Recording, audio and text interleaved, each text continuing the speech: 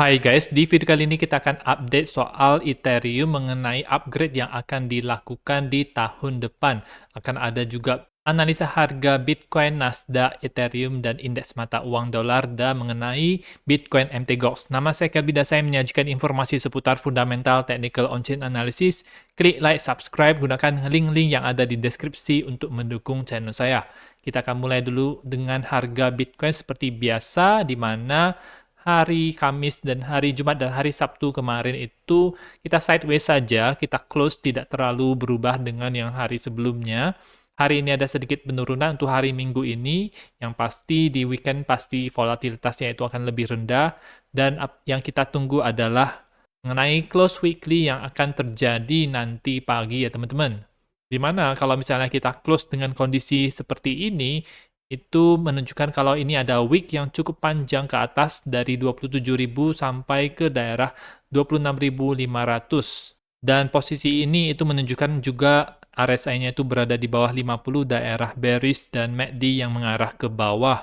Di time frame hariannya juga kita melihat ini ada pola candle reversal, jadi ada candle hijau, ada candle perlambatan menunjukkan kalau kenaikan harga Bitcoin itu sudah melambat, kemungkinan ada perubahan arah, dan di hari Kamis ini ada close candle daily yang cukup tebal ke bawah, kita sideways di kemarin-kemarin, sehingga ini memperbesar potensi untuk terjadinya pembalikan arah untuk ke bawah ya teman-teman. Di time frame yang lebih kecil, kita bisa melihat adanya potensi head and shoulders yang terbentuk seperti ini.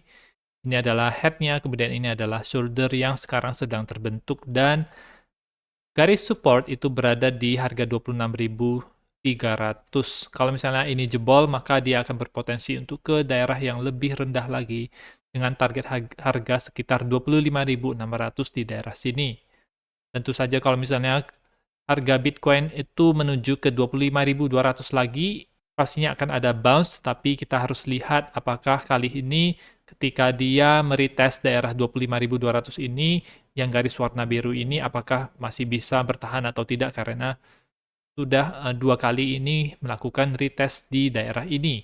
Untuk indeks saham Nasdaq, kita melihat kalau ini masih dalam posisi menurun dengan indikator yang menunjukkan kalau ini dalam posisi menurun juga.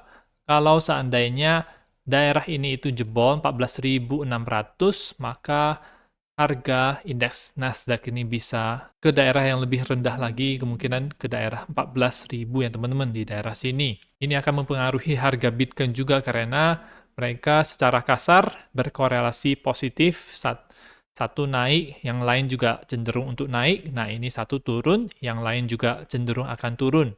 Sedangkan untuk indeks dolar, kita melihat kalau dia masih cukup keras kepala, masih berada di dalam pola rising wedge ini, belum keluar, ya gagal untuk keluar daripada pola ini, masih berada di dalam. Lihat saja candle 4 jam terakhir itu di hari Sabtu jam 2 dini hari itu masih berada di dalam. Sehingga kita tidak bisa berkata kalau ini sudah terjadi breakdown, rupanya masih bisa ada kenaikan lagi. Nah, ini mungkin bisa menjadi potensi inverse head and shoulders, di mana ini adalah shoulder-nya, ini head-nya, kemudian seperti ini.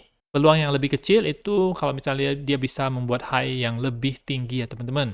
Kita akan pantau terus mengenai DXY, akan aktif lagi di dini hari sekitar jam 2 kalau tidak salah. Dan sekarang kita akan melihat berita soal Ethereum, di mana Bank Besar Amerika JP Morgan mengatakan kalau aktivitas Ethereum setelah upgrade Shanghai ini cukup mengecewakan. Meskipun perubahan dari sistem proof of work ke proof of stake ini menyebabkan konsumsi energi Ethereum itu berkurang lebih dari 99%, ditambah dengan jumlah supply Ethereum yang mengecil dan jumlah Ethereum yang di-stake itu naik secara drastis, tetapi aktivitas di jaringan tersebut itu cukup mengecewakan. Ya wajar saja karena ini adalah baru selesai bear market, ya pasti aktivitas di on-chain-nya itu juga sedikit karena orang tidak berada di dalam kondisi profit sehingga tidak ada motivasi untuk melakukan transaksi di sana. Transaksi hariannya, kemudian jumlah address yang aktif secara harian dan jumlah yang di-lock di berbagai protokol DeFi itu mengalami penurunan. Hal ini disebabkan oleh dorongan bearish karena adanya FTX dan kasus Terra Luna. Sedangkan untuk layer 2 Ethereum, yaitu optimism itu sekarang sedang bertambah, tetapi Arbitrum itu kemarin sempat cukup booming, tetapi kondisi sekarang itu dalam posisi yang rendah. Dan untuk liquid staking protokol ini masih didominasi oleh Lido DAO. Dan Ethereum sendiri ke depannya itu memiliki narasi yang bisa menghidupkan lagi jaringan ini agar lebih aktif, bisa ada traksi untuk menarik orang-orang melakukan transaksi di jaringan Ethereum maupun layer 2-nya dengan adanya EIP 4844 upgrade atau Proto Danksharding. Ini merupakan tahap awal daripada Danksharding, di mana Ethereum blockchain itu target utamanya adalah bisa menjadi berbagai pecahan-pecahan blockchain ya teman-teman untuk mengatasi masalah skalabilitas Ethereum. Tetapi Proto Danksharding akan di-delay sampai awal tahun depan yang tadinya itu rencananya kuartal keempat tahun ini, tetapi tidak jadi adanya delay tersebut. Para developer Ethereum itu berdiskusi kalau upgrade Denkun itu akan di-deploy, diaplikasikan di awal tahun depan ya teman-teman.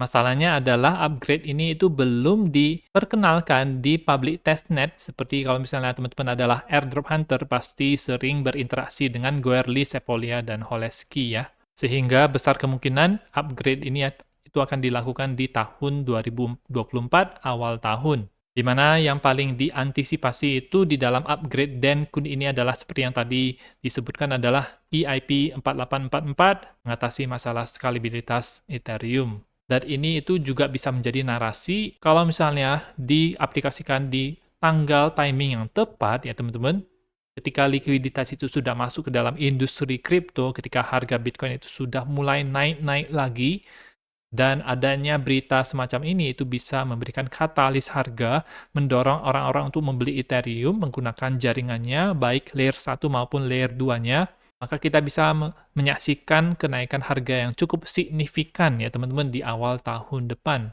Jadi mungkin ada alasannya kenapa mereka mendelay agar bisa lebih tepat lagi timingnya dengan masa-masa yang lebih bullish ya teman-teman.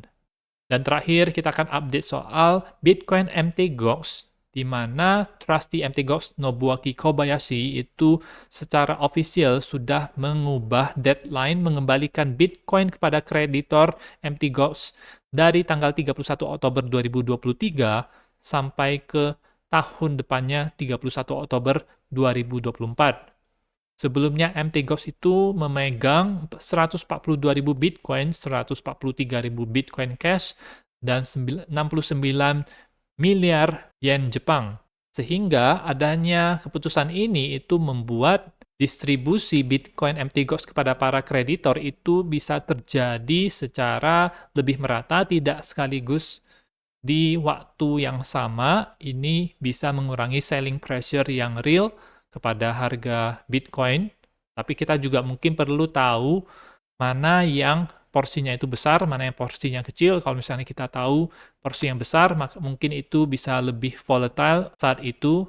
Tetapi dengan adanya deadline seperti ini, itu menurut saya cukup sehat untuk harga Bitcoin ya teman-teman. Dan ada satu hal lagi yang kita perlu waspadai juga, yaitu Bitcoin yang sekarang berada di custody Amerika Serikat, yang waktu itu mereka sita dari Silk Road ya teman-teman, di mana mereka berencana untuk menjual semuanya di tahun ini dalam 4 batch, kalau tidak salah sudah sekali atau 2 kali.